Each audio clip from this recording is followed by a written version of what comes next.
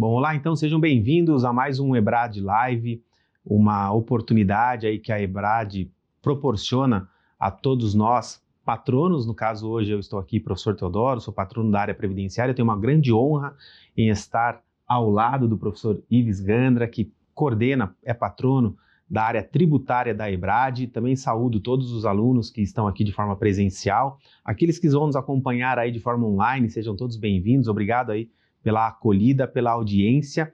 E como eu disse, para mim é uma honra imensurável. Difícil seria encontrar no vocabulário, e olha que a língua portuguesa é extremamente rica em palavras, mas para mencionar ou qualificar esse momento aqui, para mim que tive a honra de estudar na área tributária, estudar os livros, e ainda estudo, ainda aprendo muito, e hoje poder estar aqui ao lado do professor Ives Gandra. Então, muito obrigado por nos receber aqui no escritório com tamanha gentileza, e é uma honra gigantesca ter essa oportunidade para nós aqui do direito, e como pessoa, que o senhor é um grande ser humano. Obrigado. Quem agradece sou eu. Estou vinculado à EBRAD há muitos anos, tenho acompanhado o crescimento, e aqui a própria Faculdade de Direito, aqui em São Paulo, São Judas, e poder, inclusive, professor Teodoro, refletir um pouco sobre o momento atual do direito e os desafios que temos aí com reforma tributária, reforma previdenciária, pressão sobre a desoneração da folha, o impacto que isso poderia trazer na economia, que é outro aspecto importante para estudar na advocacia, considero extremamente relevante, e a alegria de ter um patrono como eu aqui ao lado, no meu escritório, para ensinar os alunos que aqui estão um pouco sobre este momento do Brasil. Legal, obrigado, doutor Ives. Então, aproveitando já e pegando o gancho do que o senhor trouxe para nós, quais são os desafios, ao seu olhar, na advocacia tributária com o reflexo da reforma tributária? Como que o senhor enxerga isso no primeiro momento, talvez com críticas, mas ao mesmo tempo com oportunidades para a advocacia? Vejo o seguinte, professor Teodoro, eu tenho muito receio da reforma tributária. Eu vi a reforma tributária, a primeira, aquela que Rubens Gomes de Souza, Gilberto Gil Canto e Carlos da Rocha Guimarães, Tito Rezende, Gerson Augusto da Silva, Aliomar Banheiro, enfim, aquela pleiade de grandes juristas fizeram, e eles discutiram toda a década de 50, inclusive no começo da década de 60, para prepararem a emenda número 18, em 65, e o Código Tributário em 66. Eu mesmo, enfim, fiz diversos simpósios, algumas dezenas deles, 31 deles abertos pelo ministro Moreira Alves, para discutirmos, e uma das primeiras audiências públicas na Constituinte, eu fui convidado pelo Dornelles, que era o presidente da Subcomissão de Tributos, para discutir o sistema tributário, e apresentei, e, de certa forma, enfim, um pouco do que está na Constituição, alguma contribuição minha, principalmente, a que eu acho mais importante, é com um advérbio de ter salvo o Código Tributário Nacional. Porque quando o Dornelles me enviou por fax o projeto, já aprovado na Subcomissão de Tributos, dizia o artigo 146, lei complementar disporá sobre, e criou 3 hipóteses de números clausos, 4 hipóteses, que entrava também cooperativa. Eu liguei para o Dornelles, assim que decidi, Dornelles, era a sua intenção incinerar metade do Código Tributário na reforma? Disse, é claro que não, mas você fez. Mas eu disse, não, como? Se você só admite essas hipóteses com números clausos, ficar como foi aprovado na subcomissão, e vai mandar para a comissão de sistematização, nós vamos ficar uma parte do Código Tributário de fora. Pode ser mudada por lei ordinária. O Dornelles disse, mas já foi aprovado, nós já encerramos a subcomissão. Eu digo, olha, Dornelles, eu dou uma sugestão. Diga que, como não foi a intenção de vocês e não foi, você nem precisa explicar isso, coloca pela comissão de redação, aquela que, enfim, dá o texto final, coloca o advérbio, lei complementar, disporá especialmente, e vai tornar aquilo que era números clausos numa lei exemplificativa. Cíveis, mas serades, se vocês não tiverem intenção, é porque vocês querem manter. Se vocês querem manter, só uma posição, utilizando esse advérbio. Então, isso eu vou fazer. E nós comentamos isso depois que foi aprovada a Constituição, num programa do Ferreira Neto, os bastidores da Constituição, como é que ela foi. Mas foi criado um sistema tributário que, na época, se vocês pegarem os jornais da época, eles consideravam o melhor dos sistemas. De todo o que estava na Constituição, era o sistema tributário o melhor. Houve diversas tentativas de reforma tributária. Fernando Henrique tentou, o Osíris Lopes de Azevedo tentou, o Ari Oswaldo de Matos Filho tentou, um no governo do Collor, o outro no governo do Itamar. Três anteprojetos foram apresentados com o Fernando Henrique. Nenhuma delas avançou.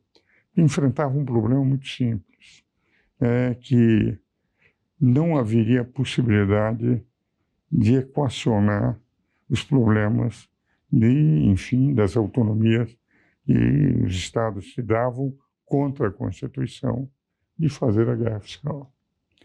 Nós procuramos a solução, o Michademes, participei dos debates de audiências públicas, com o Mussa, com o Germano Rigoto, e, por fim, com o próprio Pedro Parente, fez um projeto de tentativa, mas não foi para frente.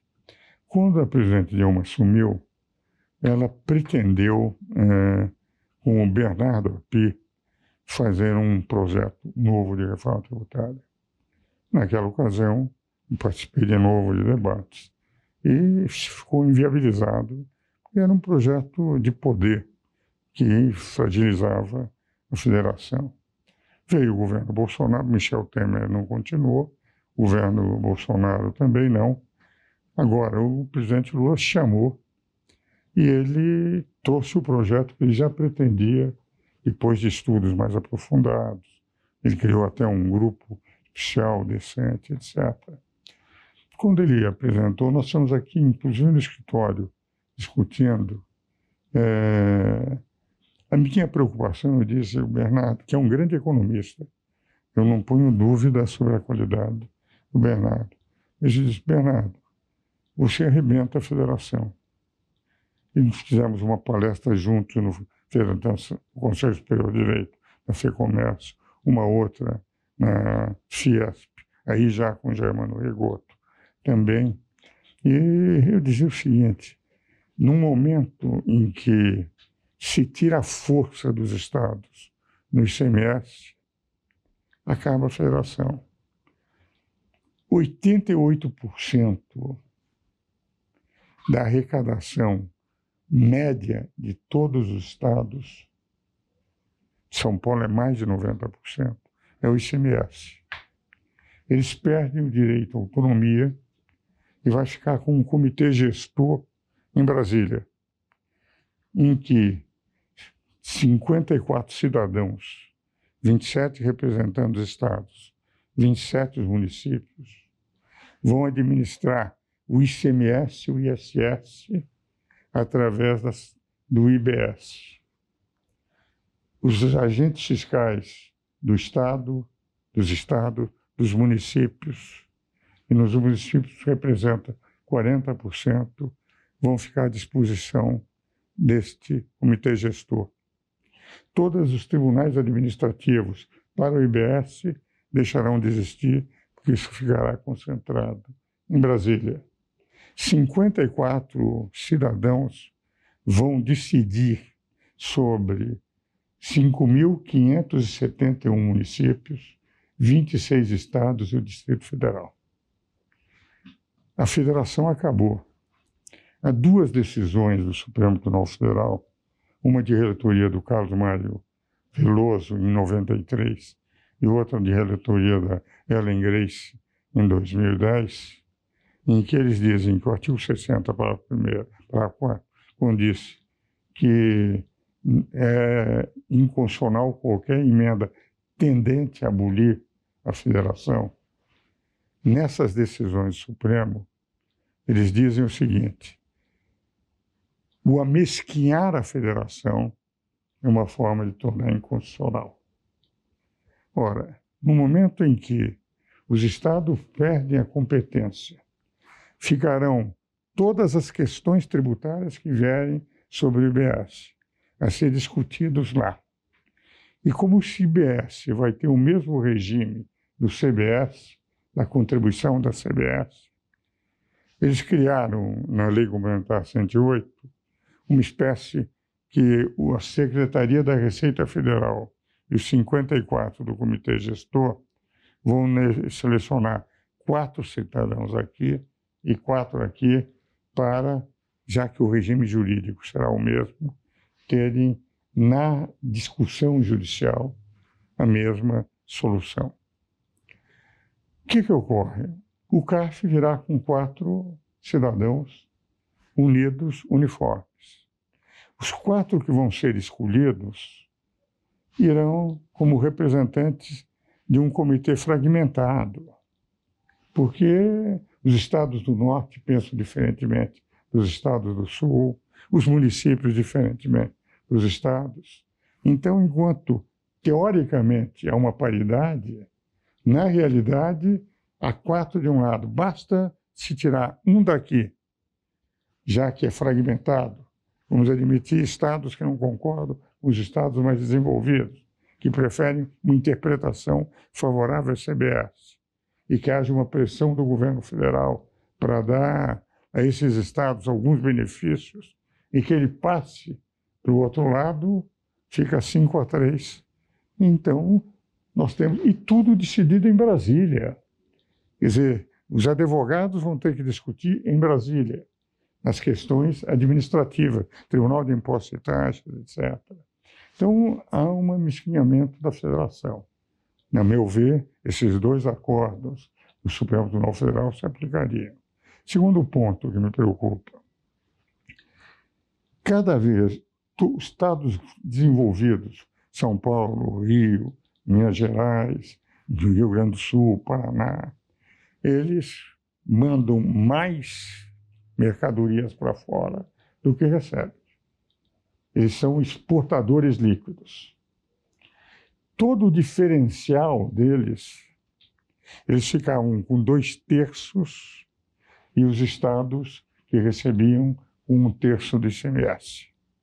Agora, nesse diferencial, eles vão ficar sem nada, porque é regime de destino. Então, eles vão ter uma perda de ICMS, que representará, em média, 88% para os estados. Os estados importadores líquidos, eles vão ganhar. Os estados exportadores líquidos vão perder. Como é que eles vão ser compensados? Eles vão ser compensados por um fundo que a União ela vai criar diversos fundos, que eles destinaram para tudo, 60 bilhões de reais. Agora, se nós pegarmos só o estado de São Paulo, que é mais de 90% ICMS, e ele vende internamente em torno de 40%, e para fora em torno de 60%, tudo que eles vendem para fora, com tecnologia maior, etc., e, portanto, de um valor agregado maior, São Paulo vai precisar receber, por parte da União, essa compensação. Eu falava com o prefeito de São Paulo, ele me dizia: professor, eu vou ter uma perda de ISS, ISS é só 44%, mas todo o ISS mandado para fora, todo o serviço mandado para fora, o ISS vai ser cobrado no destino, e não mais dentro do município. Ele calcula em 15 bilhões de reais. Foi o cálculo que a Secretaria fez. Eu quero ver como 60 bilhões vão compensar. Os estados e municípios que vão ganhar vão ficar muito satisfeitos. Os grandes e médios que vão perder vão ser compensados, vão depender da União.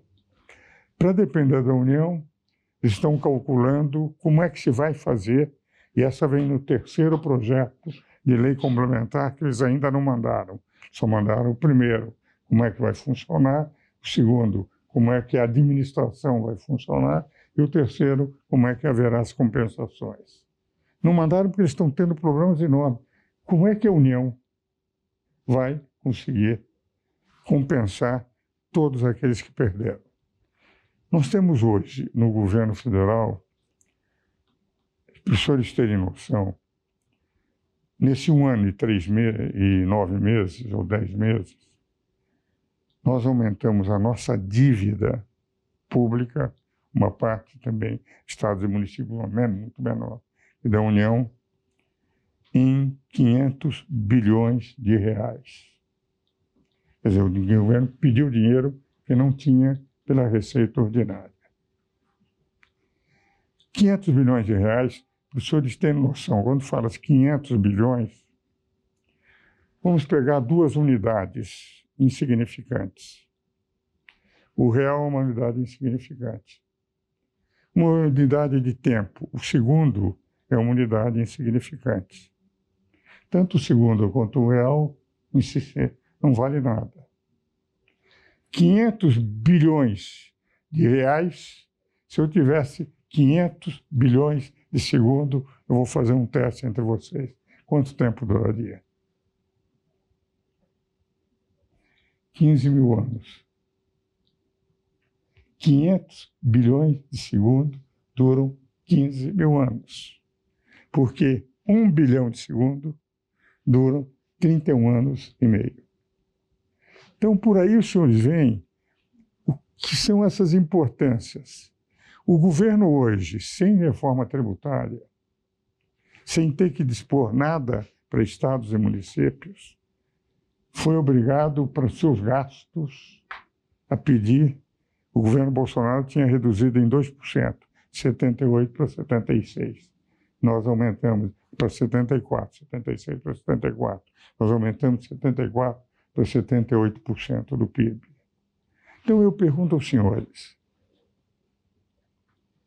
a União vai ter que tirar esse dinheiro de alguém. Se para os gastos atuais a União precisou um empréstimo considerável, embora seja do poder público em geral, para ter que ainda, além das suas despesas, com os seus fundos, suprir as perdas de estados e municípios, os médios e grandes, são os exportadores líquidos. De quem é que eles vão tirar isso? Aumento de tributação, ou aumento de empréstimos, cada vez com juros mais elevados. Porque quanto mais se percebe que não se tem condições de administrar bem a política fiscal, mais é obrigado a ter juros para continuar atraindo dinheiro para poder ser emprestado. Mas esse problema não é um dos menores. Nós temos outros problemas para os contribuintes. O sistema é para simplificar. Eu admiro que todos os jornalistas entendem mais de direito tributário do que eu, faço isso desde 58. Entende? Porque todos eles diziam simplificadora, simplificadora. E os deputados, então, são gênios, porque eu ainda estava lendo o processo e em 3 dias eles aprovaram. Quando foi apresentado, em 3 dias aprovaram. Eu ainda, com a minha equipe do Instituto, éramos eu, Hamilton, o Humberto Ávila e o Roque Carrasa. Nós, para estudarmos, e fiz uma palestra para o governador, o Tarcísio, que São Paulo ia perder, e mostrei para, enfim, nós vamos para o Instituto dos Advogados, o nosso relatório dos 4. Eu pergunto, e quando eu fiz, os deputados aprovaram, segunda-feira eles receberam, porque foi lá no fim de semana, segunda-feira que eles leram, na quinta-feira tinham aprovado a emenda constitucional, que era para simplificar, na hora, todos os jornais, vai simplificar. que ocorreu? Precisar, evidentemente, o texto constitucional. Considerava o texto atual prolixo, enorme, um texto que trazia, enfim, porque cada disposição constitucional merece interpretação no Supremo. Então, nós vamos simplificar. Então, eles aumentaram em 3 vezes o texto constitucional para a reforma tributária. Hoje, nós temos 3 vezes mais dispositivos na emenda 132 do que o sistema tributário na Constituição. Mas, mais do que isso, precisa ser regulamentado. Nós temos o Código Tributário Nacional com 218 artigos para todos os tributos. Eles mandaram um primeiro projeto 68, de lei complementar, com 499 artigos. Mandaram o segundo com 197 artigos.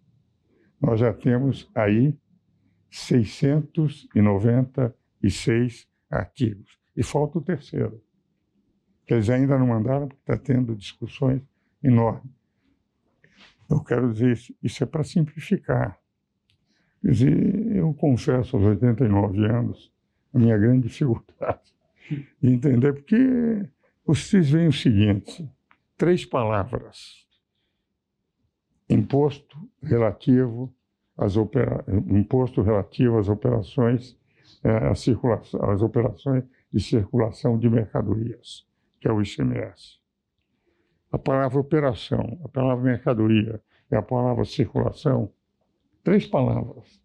O Supremo levou mais de 20 anos para definir. Agora o senhor vai ter, para simplificar, 3 vezes mais disposições constitucionais. Código tributário para todos os tributos, 218 artigos. Esse que também se deu ao luxo de ser também impositivo. É de normas gerais e impositivo. Já tem 697 para o IBS, a CBS, para o imposto seletivo, que é chamado imposto do pecado, e cada vez mais eles estão aumentando o imposto do pecado. Eles querem substituir o IPI pelo imposto do pecado. E uma transição para o TCMD, o estadual. Então, nós temos 12 impostos, contribuições, empréstimo compulsório, tudo no Código Tributário em 212. Aqui, para esses 4, nós já estamos com 697 artigos. Só para concluir, para, enfim, mostrar as minhas preocupações, e quero que esteja errado. Mas o que, do ponto de vista de advocacia, não vai ser mal. O que vocês vão ter de trabalho com tudo isso a ser explicitado, indiscutivelmente, vai ser muito grande. Queriam simplificar. Mas como eles não têm certeza se o sistema vai dar certo ou não, a partir de 2026, para a CBS, em 2029, nós vamos ter os 2 sistemas vigorando juntos. O sistema atual, porque se fracassar, o sistema atual aí está. Enquanto decrescer as alíquotas aqui no sistema novo, decrescer no antigo, vai crescer o sistema novo até 2033. Mas não é 2026 que vai começar. Vai começar em 2025. A senhora tem uma empresa. Vai ter que entrar em vigor um novo tributo em 1º de janeiro de 2026, que é a CBS. Vai ter que já contratar, se preparar, os técnicos, como é que vai ser aplicado. Quer dizer, todas as empresas vão ter que se preparar já em 2025 e vão ter 2 sistemas funcionando. O atual, caótico, que teria que ser substituído, que é complicado, e o novo. O que vale dizer, a vantagem que terá o sistema simplificador é que vai ter que se gastar mais com todo mundo. 2 equipes de contadores, 2 sistemas funcionando ao mesmo tempo, a fiscalização para ver se está funcionando mesmo. Tem que se discutir em Brasília, porque em relação aos tributos não vai ser o Tribunal de Impostos e Taxas, nem as secretarias municipais, mas é o Conselho Gestor lá em Brasília. Então, estudo direito tributário desde 1958. O custo é entender como os jornalistas veem que é um sistema simplificador e, ao mesmo tempo, custa entender como, tendo multiplicado de tal forma os artigos de lei complementar, de Constituição, mantendo 2 sistemas, tirando a possibilidade de cada contribuinte no seu município discutir no município, vai ter que ir a Brasília para discutir, porque o menor município do Brasil, que vai receber, porque é o sistema de destino, um município com 800, que é o menor, o Brasil tem 800 habitantes. Ele vai receber, quando comprar alguma coisa de outros municípios, de outros estados, ele vai receber lá. Se houver alguma discussão, terá que discutir em Brasília. Então, os senhores compreendem, é capaz de, com 89 anos, já não está entendendo muito o direito tributário, porque todos aplaudem. Agora, alguns dos que eu considero bons professores de direito tributário, Paulo de Barros Carvalho, Paulo Aires, Everardo Maciel, Roque Carrasa, Humberto Ávila, enfim, todos eles, e Hamilton Dias de Souza, nós estamos tendo seríssimas dúvidas. E como eu reconheço que eu não consigo solucionar onde está a simplificação e onde eu só vejo complicação, eu espero que vocês me expliquem. Difícil, né? Bom, e diante então de todos esses cenários, né, introdutórios aí que nós colocamos nessas suas reflexões, preocupações sobre a questão tributária, ainda a gente presencia também, até foi noticiado, se não me falha a memória, acho que foi ontem ou antes de ontem, uma lista de empresas, né, que recebem atualmente o benefício fiscal, mas, guardadas as devidas proporções também, nós temos aí uma espécie de incentivo através da desoneração da folha. Então, dentro até dessa análise, dessa reflexão que o senhor fez, professor, como que o senhor enxerga a desoneração? Ela é necessária do ponto de vista do desenvolvimento, do ponto de vista do incentivo, mas como ou da onde sairia a contraprestação financeira para subsidiar o nosso sistema, aparentemente, dentro daquilo que o senhor colocou, tão caótico já? Veja o seguinte, nós tivemos a desoneração todo esse tempo. Sim. Mas o que se fazia? O que o Michel Temer fez? Ele pôs um teto de gasto. Por que a Dilma perdeu?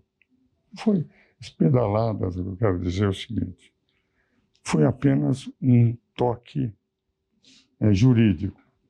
Que nenhum impeachment é dado só por argumentos jurídicos.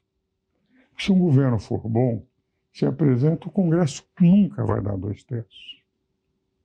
O que aconteceu? O presidente Dilma foi reeleita, até com um desemprego caindo no último ano do seu governo, e no primeiro, porque estava gastando mais do que tinha. Primeiro ano, 2015, ela teve um déficit, uma queda de PIB, um aumento de 2%, uma queda de 3 e pouco por cento. No ano seguinte, teve uma queda também de PIB sobre a queda já anterior. Então, o argumento jurídico foi iniciado, mas foi a impressão que se tinha que ela não tinha condições de administrar. Porque ela não ganhou. Mulher honesta, não tem dinheiro, enfim, de corrupção. Não se tem, nunca não houve nada contra a presidente Dilma. Houve contra outros membros do governo, mas contra ela não houve. Foi a falência das quedas do PIB. Pois bem, o que Michel Temer fez? Logo de início, só vou gastar o que tenho. Com isso, é possível começar a baixar os juros. Segundo lugar, e nós não vamos, evidentemente, pressionar o Tesouro. Já no primeiro ano dele, ele pulou um crescimento de 2%. Depois teve mais 2%. E o teto era aquilo que nós, esses livros azuis que estão aí atrás, são os comentários que eu fiz com o Celso, da Constituição Brasileira. E a parte tributária fui eu que examinei, de finanças fui eu. Nós já tínhamos isso no artigo de 165 a 169 da Constituição, que dizia o seguinte: só se pode gastar o que se tem. Ninguém pode gastar o que não tem. Mas eles foram flexibilizando a interpretação, entende? O Michel disse: vou colocar um teto de gasto. E recuperou a economia brasileira. Acontece o seguinte: com toda a falta de liturgia de cargo que ele teve, indiscutivelmente, o presidente Bolsonaro não tinha liturgia do cargo. Dizia que, enfim, brigas desnecessárias tomadas, etc. Mas ele tinha um ministro de Economia, que era o Paulo Guedes, que era muito bom. E eu tinha um amigo falecido, avô do atual presidente do Banco Central. Meu primeiro livro de finanças públicas, em 71, que era uma tese acadêmica, foi prefaciado pelo Roberto Campos, o avô. E o Roberto Campos dizia que o Paulo Guedes era um dos mais brilhantes economistas que ele conhecia, um dos jovens de maior. E foi ele que garantiu. O governo deixou 50 e poucos bilhões de reais de saldo, de superávit, na balança para o presidente Lula. Quando o presidente Lula entrou, eu gosto muito do Fernando Haddad e dou bem com ele, está tentando segurar o presidente nos gastos. Mas não é a vocação do presidente Lula. E ele foi gastando. Ele consumiu 50 e poucos bilhões e fez um déficit no primeiro ano de 270 bilhões. Quer dizer, mais 92 bilhões foram de precatórios, que não é verdade, 92 bilhões de precatórios, que foram 32 cada ano. Mas eram 272 bilhões. Esse ano devemos ter em torno de 100 e poucos bilhões. Ora, como é que ele está cobrindo isso? Pedindo dinheiro emprestado. Como é que ele está cobrindo isso? Com projetos de aumento. Então, Mira entrou na desoneração da folha de trabalho. Todas as entidades imunes. Aquilo que é uma unidade constitucional tem que ser por PEC, imunidade constitucional.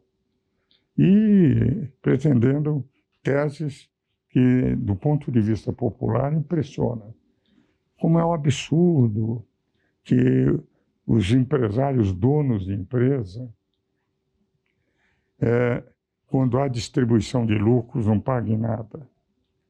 É uma tese falsa. Eu peguei o período em que se dividia o pagamento do imposto de renda. Como é que se fazia? Uma taxa menor na empresa e uma taxa de 15% na distribuição. O que o Everardo Maciel pensou com o Fernando Henrique? Que é um cidadão extremamente hábil, foi secretário da Receita Federal. Na ocasião, discutimos até isso. Ele disse: Ives, se eu pego uma parte aqui e uma parte depois, eu vou pegar uma parte média aqui, e a parte que eu vou pegar depois, eu só pego se houver distribuição. E vou pegar depois. Se eu acumular tudo na empresa, eu recebo antes e recebo tudo e sempre. Porque não há uma dependência de distribuir ou não. Então o imposto foi para 34%. Só para os senhores terem noção, no governo Trump, o imposto de renda estava em 20%. Aqui, considerando a contribuição social sobre lucro, mas o imposto de renda, chegamos a 34%. Então, o que ele fazia? Paga-se tudo antes e depois fica livre se alguém quiser distribuir.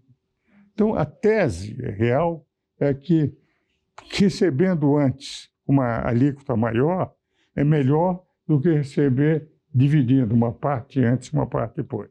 Mas, popularmente, é fácil dizer: o que é dono de uma empresa não percebeu que a empresa pagou antes 34%. E coloca isso como uma tese popular. Uma outra tese: juros sobre capital próprio.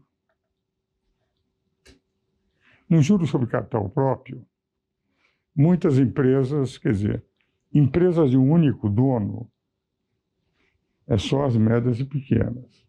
Normalmente as empresas têm muitos donos, e quanto maior a empresa, maior o número de acionistas. Com juros elevados que o Brasil tem para combater a inflação, a falta de política fiscal, o que ocorre?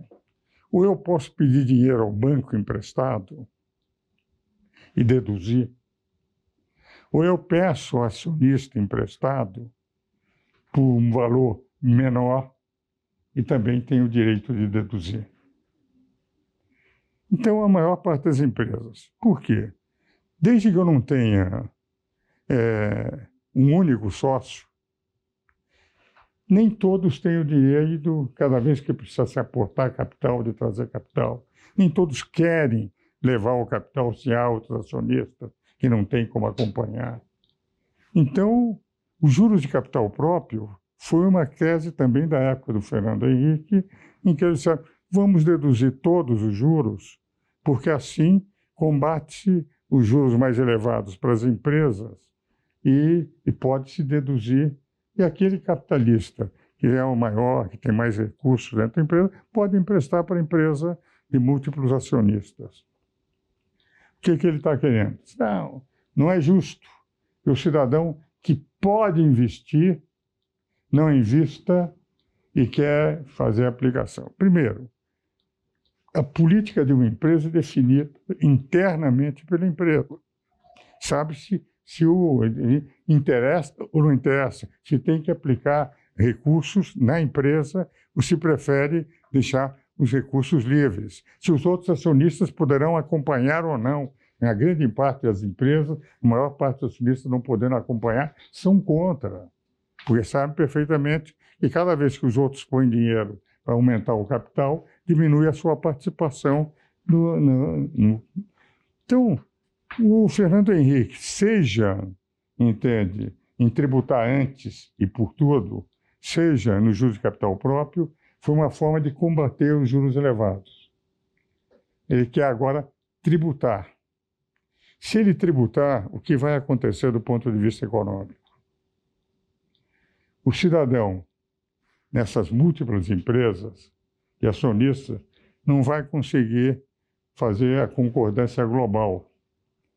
E muitos não vão querer, porque pode ter negócio aqui, negócio lá, etc. Porque eles vão ser obrigados a não pedir dinheiro emprestado para os próprios acionistas e pedir dinheiro emprestado para os bancos. Que representa o quê? Vai ser um custo maior, porque dos bancos eles poderão deduzir, dos acionistas não. Vai, evidentemente, melhorar a posição dos bancos, mas piorar a posição das empresas, que vão ter um custo de dinheiro mais elevado. Quer dizer, quando foi feitas as duas coisas no governo Fernando Henrique, foi feito com muita inteligência, porque entendia. Agora, quando se usa classes populares, não é justo que o rico não pague nada, já pagou. Não é justo que quem tenha não aplique o seu dinheiro sem saber a realidade das empresas que têm mais de um dono. Então, na verdade, o que eles estão pretendendo é aumentar. E isso fazendo com que vamos tirar desonerações. Por quê? Se não conseguirem aumentar a tributação sobre o contribuinte, nós estamos tendo um acréscimo de carga tributária, vamos precisar continuar cada vez pedindo dinheiro a juros mais elevados. Então, qual é a tese? Vamos tributar mais as empresas, e para tributar mais as empresas, o que ocorre também? Nós passamos a ter um custo maior do dinheiro, porque, na verdade, se eu tributo mais as empresas, significa que elas terão que aumentar os seus preços para poder ter viabilidade e competitividade internacional. Mas diminuirão, evidentemente, o número das empresas que podem crescer, porque nem todas poderão, e o que nós vamos ter é evidente, um custo maior de dinheiro, uma diminuição da economia, uma carga tributária de um país em desenvolvimento extremamente inferior a dos países que são desenvolvidos. Hoje nós estamos com carga tributária de país desenvolvido. Somos apenas um país emergente. Nós quase assemelhamos a carga tributária da Alemanha, um pouco, nem tanto da França, a França tem maior. Também a França, uma carga tributária maior, tem perdido a atração de capitais, porque quanto maior a carga tributária, menor a atração de capitais para o país que tem essa carga.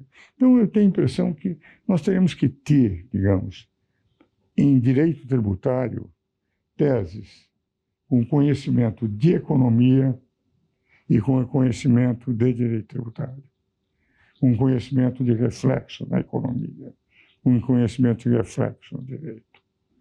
Quando se pegam teses populistas, por exemplo, uma tese populista, imposto sobre grandes fortunas, já foi tentado no mundo em quase todos os países. Receita pequeníssima. E quase todos os países já desistiram. Estados Unidos, França, Espanha. Você mantém na Suécia, onde você nasce e não tem que ter preocupação nenhuma, o Estado cuida tudo de você. E é um país com uma população menor do que 2/3 da cidade de São Paulo. Não é?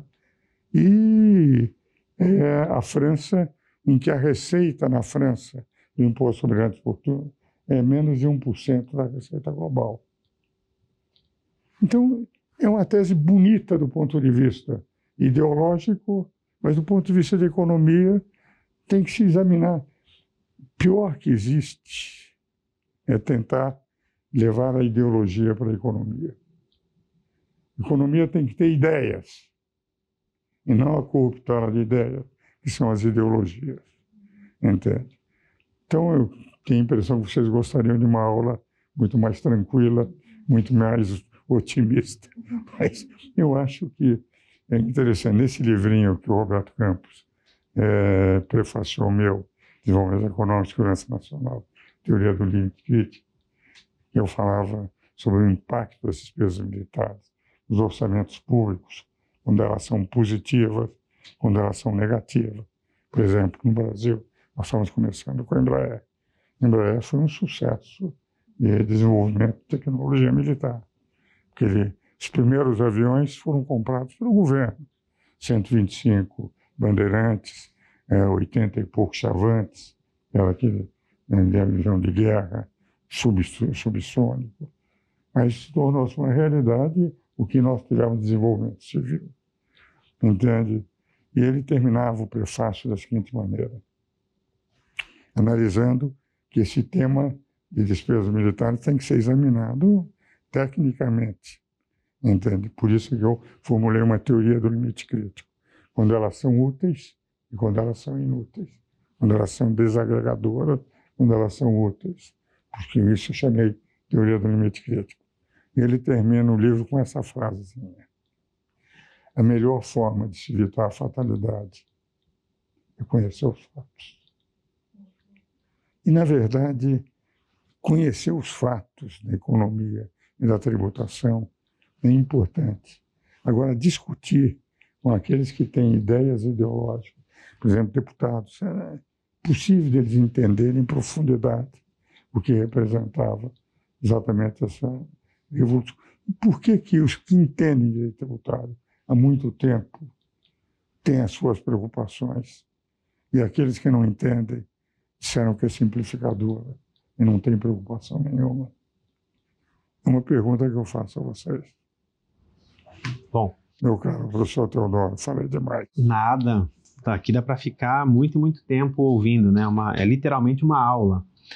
Professor, só para a gente ir caminhando aí para o fim, a gente já está quase 50 minutos, 60 conversando, mas a Seguridade Social, não estou falando só da Previdência, a Seguridade Social ela tem lá o seu financiamento, lá na Constituição, lá no artigo 195 da nossa Constituição, e muito se critica, né, a parte de financiamento, que não seria suficiente, se alega que o sistema de seguridade, aí se faz um corte para a questão previdenciária, dizendo que a nossa previdência ela é deficitária, propondo também alterações. Eu sei que o senhor é um estudioso macro, né, do sistema de economia, do sistema financeiro, do sistema tributário, obviamente, mas também, como eu disse aqui no início da nossa conversa, como um ser humano profundamente estudioso, navega aí por todas as áreas. Como o senhor reflete ou enxerga essas críticas também vorazes que nós temos nessa relação de financiamento da Seguridade, onde a gente tem a Previdência, a gente tem a questão assistencial e que muito se confunde com essa questão ideológica, que o senhor muito bem colocou e criticou, e na sua concepção, o que o senhor entende, como que o senhor criticaria, talvez, ou construiria um sistema, eu sei que é utópico, mas um sistema ideal de financiamento e contraprestação de benefício? Agora, nós temos que considerar o sistema previdenciário, que no mundo inteiro ele está em dificuldade. Sim. Não é só no Brasil. E a dificuldade maior no mundo inteiro é a dificuldade da longevidade. Você vê, por exemplo, quando eu me formei em Direito em 58, a idade média aqui no Brasil, não em outras partes do mundo, era de 53 anos, a idade média. Hoje está em 77.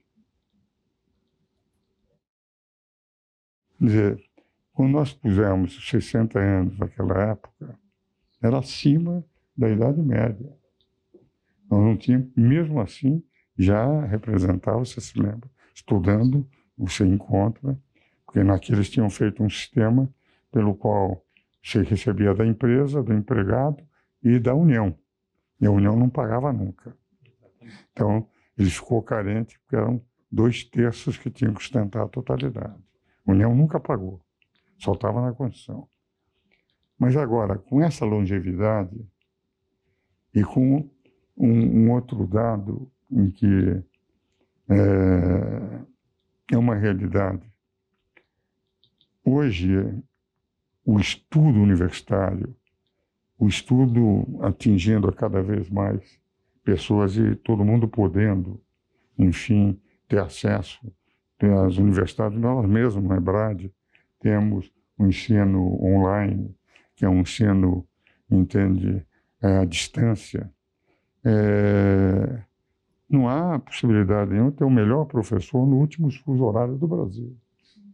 Se fizer uma faculdade exclusivamente online, eu posso levar os melhores professores para o último fuso horário do Brasil, para um município quase sem expressão, entende? Então, representa um conhecimento cada vez maior, que vai trazendo um fenômeno que também é uma realidade hoje, fenômeno social. O cidadão vai crescendo numa empresa a um momento em que ele chega ele já não consegue acompanhar tudo que a juventude traz de conhecimento. Então, o cidadão que entra na faixa de 50 e poucos anos, que trabalha em empresas, ele já não concorre mais com os jovens que recebem um salário menor e que estão mais preparados até dos conhecimentos que têm.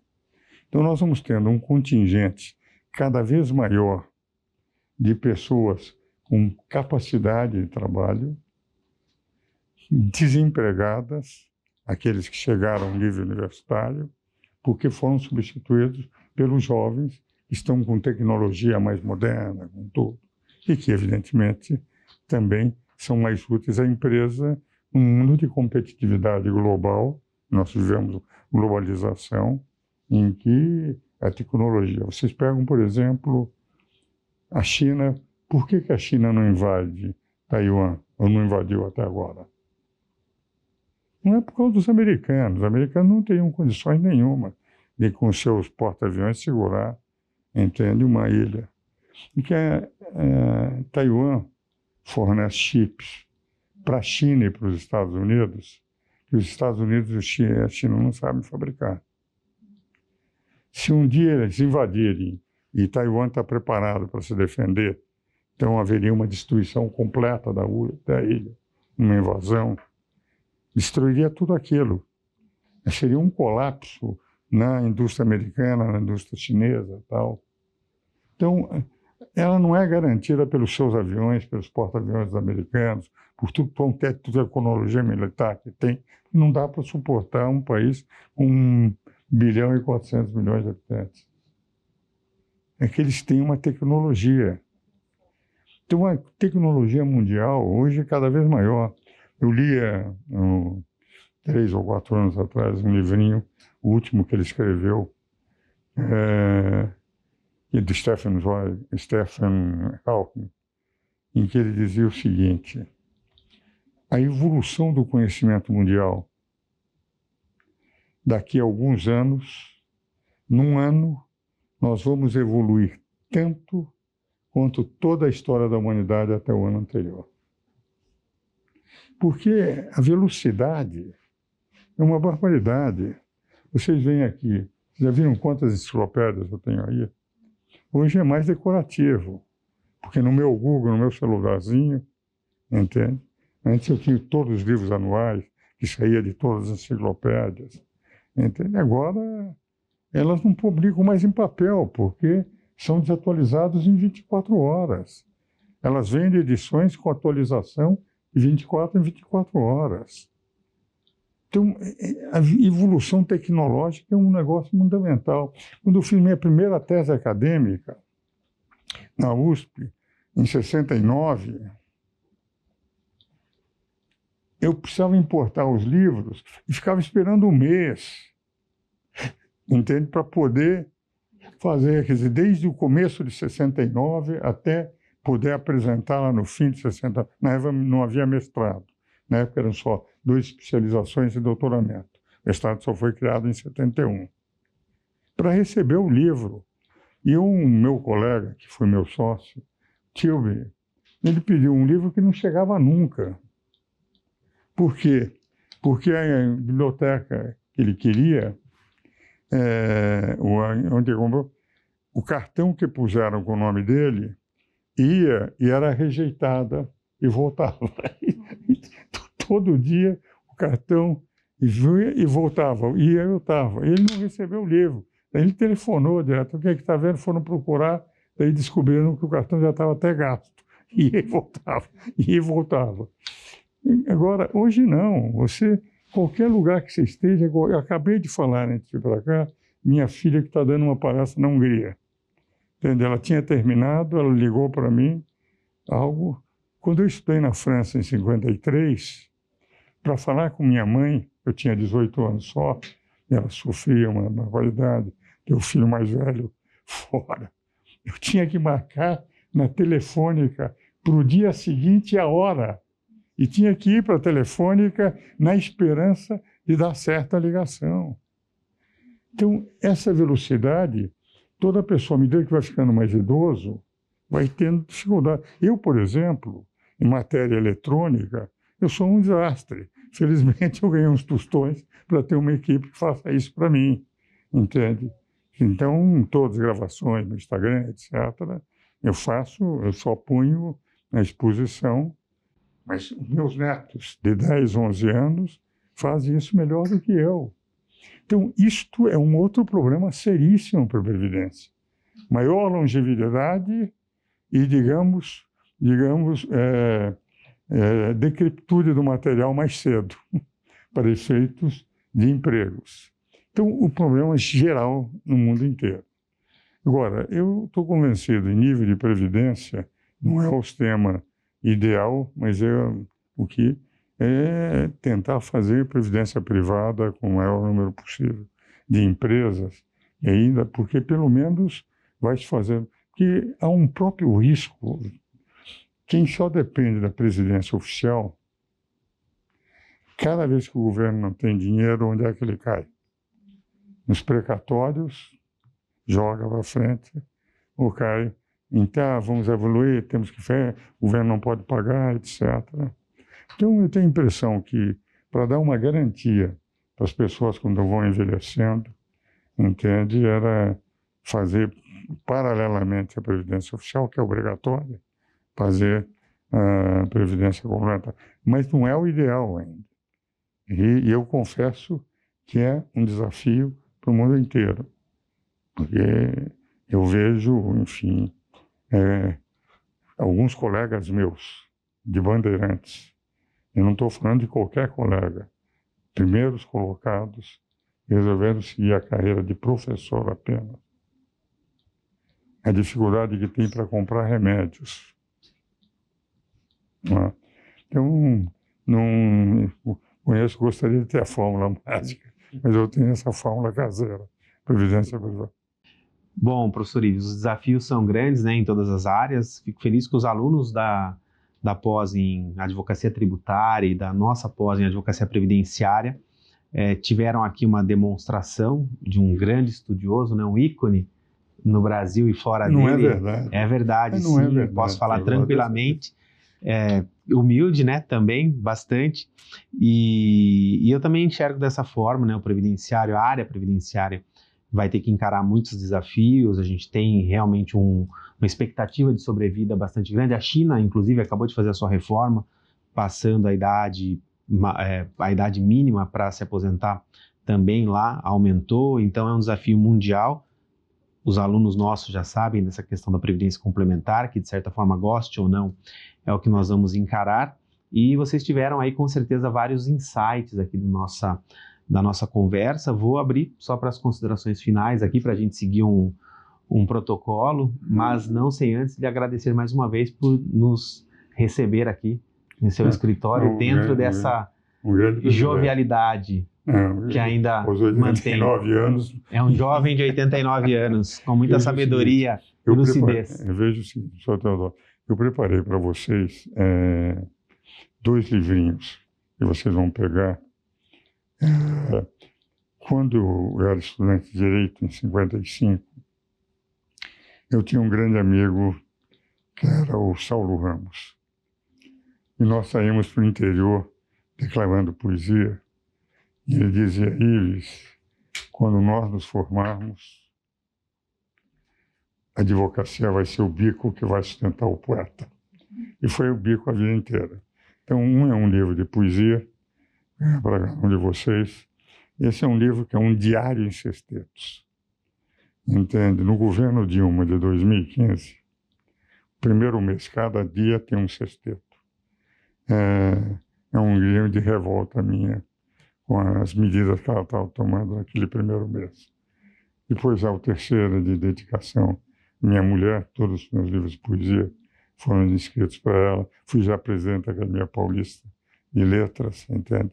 E o outro livro, eu acho que esse talvez vai ser mais útil do que... É um livro de pensamentos meus que eu fui anotando durante toda a vida. São 1022 pensamentos, mas são de escola de vida pessoal. Foram úteis para mim, talvez, são meus, mas não deve ter sido nada que já outros já tenham pensado.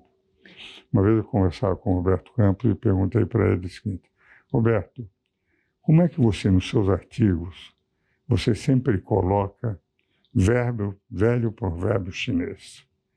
Como é que você encontra tantos? E eu nunca vi esses provérbios. Disse: são todos meus. Agora, na verdade, eu tenho certeza que algum chinês já pensou isso. E são tantos.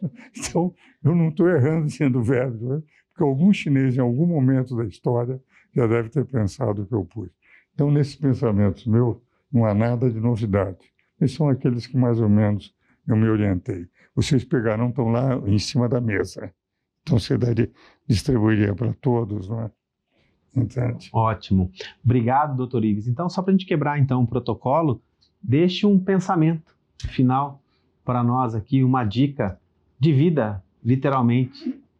O que o senhor faria que não fez, talvez? Veja o seguinte, bem, em primeiro lugar, eu quero dar uma dica que eu acho importantíssima, porque foi o que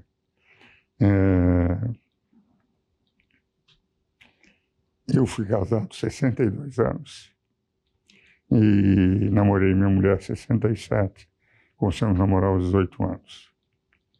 E eu digo, meus pais eu devo a educação e a ela o que eu sou. Porque, na verdade, estava afastado de Deus, ela me levou para Deus, religião católica e tal. E fez o vestibular comigo, entramos no mesmo ano, tem uma até fotografia, nós comemoramos 50 anos de formados aí atrás. Né? E, então, para aqueles que vão construir família, e o casamento vale a pena com uma única regra. Só uma regra no casamento. E essa nunca deu errado. É querer se casar sem preocupação de ser feliz. Mas a preocupação maior no amor é fazer a felicidade do outro. Se cada um pensar fazer a felicidade do outro, que é a única regra, não há como dar errado. Se cada um quiser ser feliz, o outro tem que compreender. Essa felicidade não vai funcionar. Isso na família. Na profissão, estou com 89 anos, estudo até hoje. Ordem, disciplina, estudo. Mas não ficar só no direito. Direito é abrangente. Então, a melhor forma é ter, além da leitura específica da profissão, uma leitura humanística, cultural, sobre filosofia, economia, sociologia, literatura. A literatura traz, nos grandes romances, grande experiência. E na vida social, que é a terceira dimensão, não é? Tem um comportamento, eu vou dar um outro livrinho para você chamado Decálogos, são 4 decálogos. Um outro pensamento que é importante. Eu nunca me importo com a crítica dos outros, a não ser para melhorar. Mas quando é a crítica de ódio, ideológica, não gosta, etc., direito que tem que pensar. E nunca critico pessoas, eu critico ideias. Porque o criticar pessoas é criar adversários, inimigos. E muitas vezes a nossa crítica pode ser muito injusta. Criticar ideias é debate ideias e no debate você pode até ser convencido. Não me importo com as críticas e não critico, mas combato ideias. E por fim, na advocacia, que eu acho importante, não ter vergonha de defender, quando se está na minoria, posições. Quando o arbítrio começa a vencer, então tem-se a impressão de que entende o melhor para não ficar mal com o desembargador, mal com o ministro, algo semelhante. Tenha certeza que aquela ideia vale, sem atacar, preservando as pessoas. Ter a coragem de dizer que o rei está nu. É algo que, enfim, vocês não me conhecem, mas alguns que me conhecem, sabe? Você não pode imaginar o constrangimento. Eu sou amigo, pelo menos, de 8 dos ministros da Suprema Corte, tem livros escritos com 6 dos atuais, que eu tenho muitas vezes de criticá-los. Mas eu acho que eu não exerceria a cidadania se não dissesse o que penso, sempre respeitando a intelectualidade deles, a inteligência deles, a idoneidade deles, o valor deles, mas me dando direito. E por ter vivido muito mais do que eles, ter visto o que é a evolução. Então, um advogado que tem coragem e age com ética, coragem e ética, pode perder espaço no momento em que há menos idoneidade, há mais desonestidade, mas com o tempo todo mundo vai respeitá-lo pela posição que assume. Então, isso aqui, eu acho que vocês, na vida social, na vida profissional, na vida familiar, e por fim, há algo que é a razão de ser da minha vida, né? Eu acredito em Deus. E como todos nós estamos de passagem, todos nós aqui somos condenados à morte, mais cedo ou mais tarde. eu estou muito mais perto de ver minha esposa, entende? Mas o certo é que, enfim, se nós estamos aqui, há alguma razão de ser. Não estamos aqui por acaso. O acaso não fez o universo. Eu conto só para terminar, para não demorar muito com fica à você. vontade. Estamos aprendendo aqui. Havia uma professora do ensino médio, chegava e dizia, numa aula, vocês sabem, vocês acreditam em Deus? É bobagem. Bobagem. A explosão aconteceu, foi o nada. Aconteceu do nada. De repente, do nada surgiu isso, e é por isso que nós estamos aqui. Os alunos ficaram, alunos do ensino médio, bateu o sinal, foram para o recreio. Quando a professora voltou, a classe já estava lá, na pedra estava escrito, a professora é uma burra. Você pode imaginar a reação da professora. Uma burra? Quem é que fez isso? Ninguém se apresentou. Quem é que fez? Eu quero saber, isso é uma indelicadeza. Daí um aluno levantou e disse, professora, eu acho que foi o nada que escreveu.